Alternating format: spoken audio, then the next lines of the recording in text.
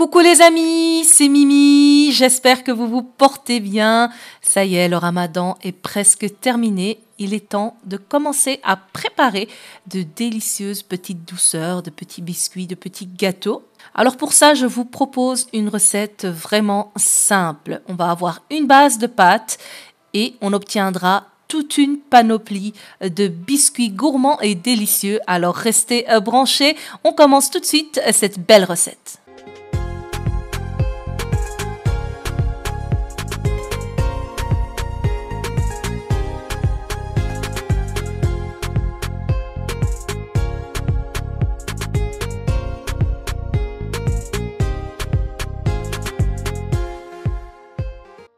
C'est parti pour cette belle recette. Comme ingrédients, j'ai ici de la farine, de l'huile, du sucre fin, voilà, de préférence, c'est mieux. On a un œuf entier et un sachet de levure chimique et surtout un verre. On va mesurer avec le verre. C'est parti. Je prends une bassine, je vais venir mettre d'abord un verre d'huile suivi d'un verre de sucre. On mesure toujours dans le même verre. J'ajoute un œuf entier et je viens fouetter le tout. Une fois que j'ai fouetté, on va mettre 2 verres de farine. Toujours le même verre, je me répète, mais c'est important de mesurer dans le même récipient.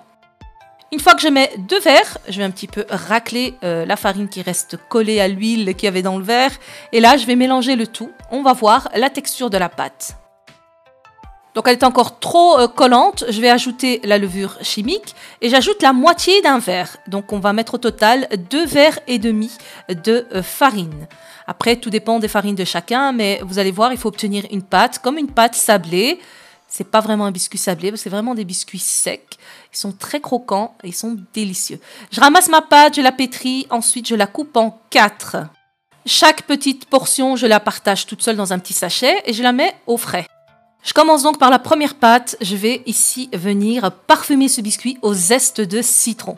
Donc on va râper généreusement la moitié d'un citron, donc le zeste de la moitié d'un citron. Ensuite, je vais donc juste ramasser la pâte. Je vais la travailler un petit peu sur le plan de travail, c'est plus pratique. Et puis on va l'étaler, mais toujours au préalable, on pose un papier sulfurisé, donc un papier cuisson pour pouvoir bien faire glisser la pâte. Je l'étale assez finement sur une épaisseur de 1,5 cm avec un emporte-pièce. Je viens emporte-piécer ma pâte. J'ai utilisé une forme ovale et ondulée. Vous prenez la forme que vous voulez. Et si vous n'avez pas d'emporte-pièce, vous pouvez aussi faire ça avec un verre. Donc moi, j'ai fait 2 formes différentes dans la même base de biscuit au citron. Je récupère l'emporte-pièce et sur une des 2 sortes, je vais venir juste faire la trace du biscuit. Voilà, mais on ne va pas jusqu'au bas, sinon on va couper le biscuit en petits morceaux.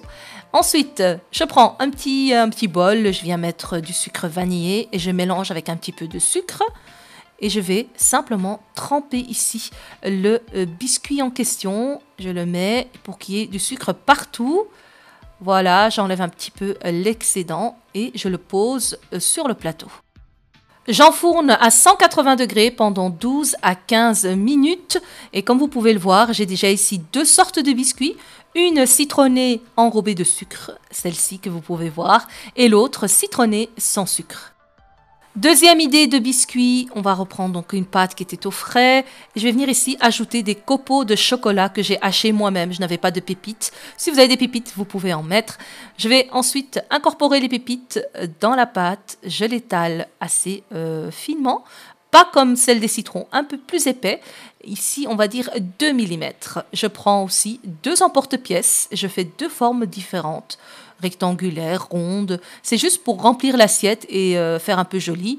Mais on est d'accord, ici, il n'y a qu'un seul goût, c'est bien les cookies au chocolat. C'est délicieux, vraiment.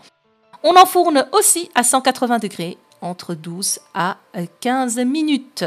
Troisième sorte, on aura besoin de graines de sésame, toujours la même pâte, que je vais venir juste prendre une petite portion. On va faire ici comme des cornes de gazelle, donc on fait une forme de corne. Voilà, une belle forme. Une fois que j'ai ma forme, je viens la tremper dans les graines de sésame et j'appuie vraiment bien avec mes mains et elle va s'imprégner de graines de sésame. J'ai également fait des petites boules que j'ai creusées au milieu. Celles-ci, on va les fourrer après de confiture. On enfourne également à 180 degrés pendant 12 à 15 minutes. Et voici le résultat. Nos biscuits vont juste aller refroidir. La dernière pâte, je l'ai gardée comme ça, nature. Je ne mets rien dedans. Vous pouvez, si vous voulez, ajouter des zestes d'orange et mettre un petit peu de cannelle. Enfin, moi, j'ai préféré les garder nature parce que ceux-là, ils sont trop bons comme ça, nature.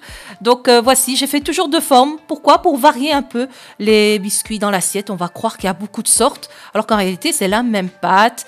Je vais bien sûr la sucrer, car le sucre vanille ici va lui apporter un goût extrêmement bon. J'enfourne aussi à 180 degrés pendant 12 à 15 minutes.